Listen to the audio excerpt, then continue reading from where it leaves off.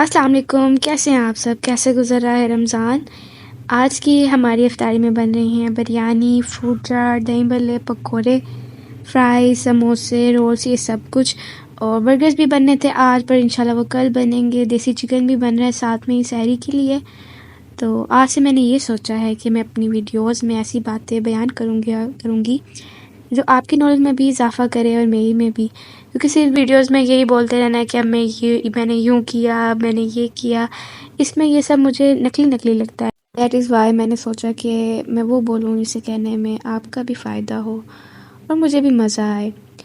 और इसी के साथ भी मैंने आज का टॉपिक मेरे पास है रमज़ान के हवाले से कि माह रमज़ान की क्या क्या फ़जीलत है। माह रमज़ान जो महीना है वो इबादत और बंदगी का महीना है। इसकी फ़जीलत हर महीने से अफजल है, क्योंकि इस महीने में जो मेज़बान है वो अल्लाह ख़ुद होता है। वैसे तो सब कुछ अल्लाह का ही है और वही हमें देता है, पर इस महीने में जो ख़ासियत है कि इसमें अल्लाह ताला हमारा ख़ुद मेज़बान होता है और हम इंसान इस महीने में उसकी मेज़बानी से लुत्फ़ अंदोज़ होते हैं और हम उसके मेहमान बनते हैं। वो ख़ुद हमें इस महीने में दावत देता है कि आओ, अपनी भूख और प्यास के साथ मैं तुम्हें मेहमान बनाता हूँ और फिर जो चाहो मांग लेना। रमज़ान का हमारी ज़िंदगी में आ जाना ही हमारे लिए बाइस रहमत है, क्योंकि इन दिनों में सोते बैठते हर अमल करते हुए इंसान के लिए सवाब है। यानी कि अगर वो सो भी रहा है, कोई अमल भी नहीं कर रहा, उसकी सांसें भी सवाब है। यानी कि अगर ये महीना हमारी ज़िंदगी में आ भी जाए, हम जिंदा हों और हमारी ज़िंदगी में ये महीना आ जाए, तो यही समझे कि ये हमारे लिए बाइस रहमत है कि हमारी ज़िंदगी में ये महीना आया है। इसलिए जब आप आपकी ज़िंदगी में आप माह रमज़ान को पाएँ कि आपकी ज़िंदगी में माह रमज़ान आया है, तो सबसे पहले शुक्र करें। इसलिए शुक्र करें, इस बात का करें कि हमें ये महीना नसीब हुआ है, और शुक्र करें कि हम मुसलमान हैं, और इस बात का भी शुक्र करें कि अल्लाह ने हमें इस महीने में बहुत ही खूबसूरत तोहफ़ा दिया है। वो तोहफ़ा क्या है? वो तोहफ़ा कुरान मजीद है। और यही शुक्र करते हुए आप रोज़ा भी रखा करें कि अल्लाह का शुक्र है कि उसने हमें मुसलमान पैदा किया। अगर मुसलमान ना पैदा करता तो हम उसके नबी की उम्मती ना होते और ना हम पे इतनी रहमतें होती कि इस महीने में खुदा इतनी रहमतें हम पे नाजिल करता है कि हमने जो है खूबसूरत तोहफ़ा दिया गया कुरान का। और माह रमज़ान में मोमिन ना चाहते हुए भी खुदा के करीब हो जाता है। और माह रमज़ान के पहले रोज़े से आखिर रोज़े तक अल्लाह ताला आसमान के दरवाज़े खोल देता है बख्शिश के लिए, तौबा के लिए। और जो भी मुसलमान इस दिनों में अपनी बख्शिश और तौबा के लिए दुआ मांगते हैं तो अल्लाह ताला उसकी ज़रूर कबूल करता है। और इसमें इस चीज़ का भी ख्याल रखना चाहिए कि हम सब जब रोज़ा रखें तो लेकिन हमें ये ख्याल रखना चाहिए कि रोज़ा सिर्फ भूख प्यास का नाम नहीं है। बहुत से लोगों के लिए रोज़ा सिर्फ भूख प्यास है कि वो बस भूखे प्यासे रह जाते हैं और ये नहीं पता कि रोज़ा हमने रखा क्यों है। अक्सर लोग कहते हैं कि ये खा लें वो खा लें सहरी में तो भूख नहीं लगेगी, फिर रोज़े का क्या फ़ायदा उस रोज़े का कि जब हमें एहसास ही ना हो कि भूख का एहसास क्या है। अक्सर लोग दुनिया में भूखे हैं, अगर हम उनकी भूख का एहसास ही नहीं करेंगे तो हमारे रोज़े का क्या फ़ायदा।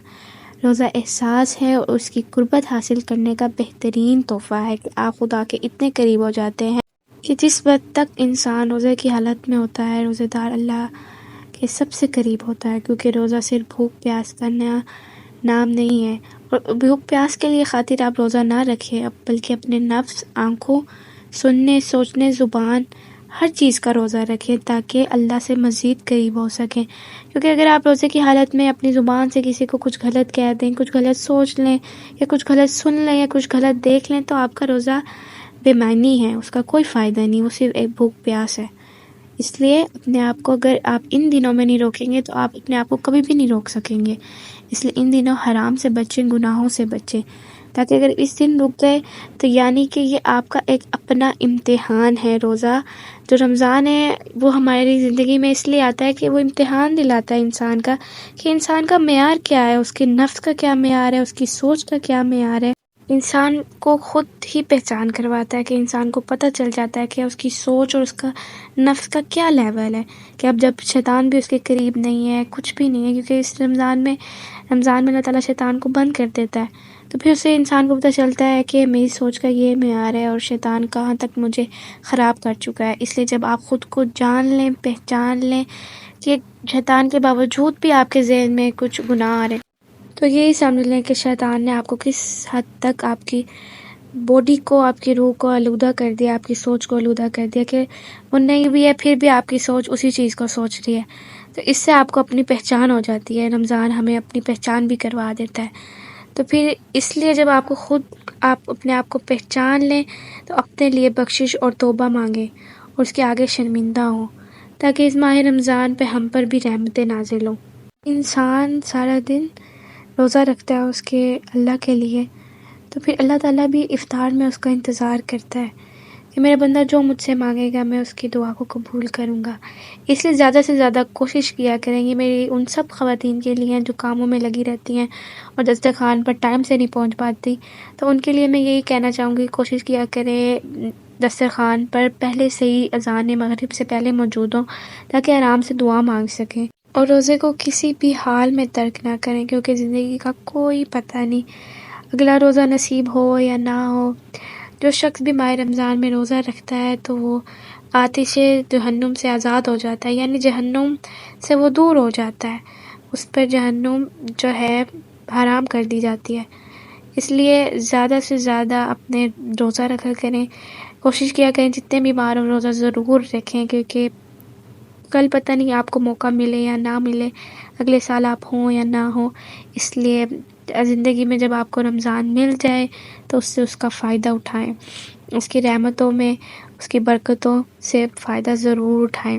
اور سب سے پہلے آپ خود کو اس رمضان ضرور پہچانیں کہ کہاں تک آپ کی سوچ کا لیول اور کہاں تک آپ کا نفس کا لیول ہے، یعنی کہ آپ کہاں تک پہنچے اس وقت تک، اور شکر کریں۔ ٹھیک ہے، دوسرا کام آپ نے شکر کا کرنا ہے کہ آپ نے ہر حال میں شکر کرنا ہے اللہ کا اور اس کی اس بابرکت مہینے کا کہ ہماری زندگی میں ہمیں یہ نصیب ہوا ہے۔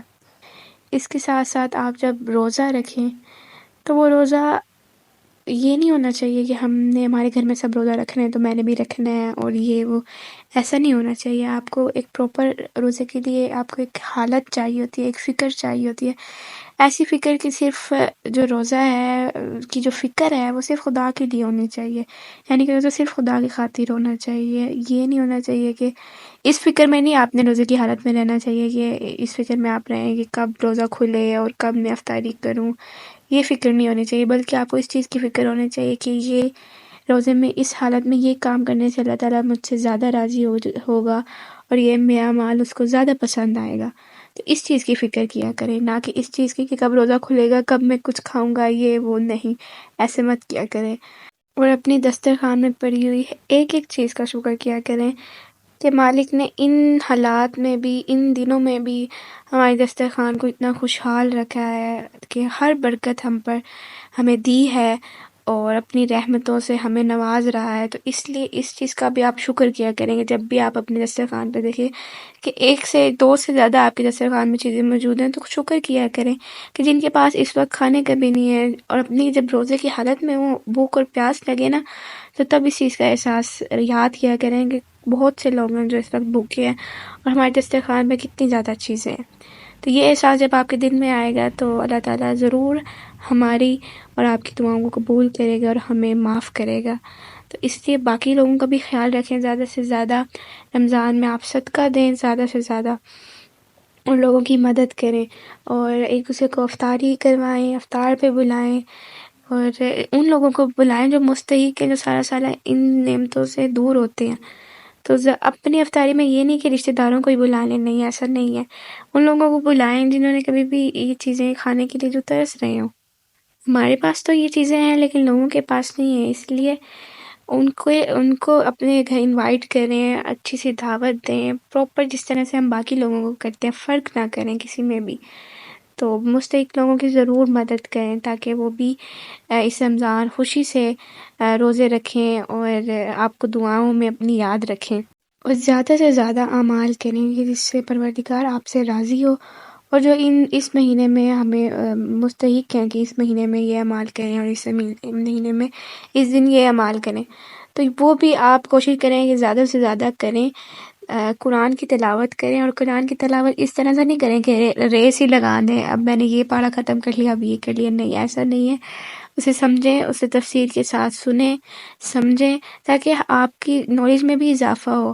ٹھیک ہے، یہ بھی ثواب ہے کہ آپ ایک لفظ بھی قرآن کا پڑھنا بھی ثواب ہے، لیکن جس ٹائم آپ اس کو سمجھ کے پڑھیں گے کہ پروردگار آپ سے کہہ کیا رہا ہے، تو اس کی مجھے لگتا ہے کہ اس چیز کا زیادہ اثر ہوتا ہے آپ کی ذات پر۔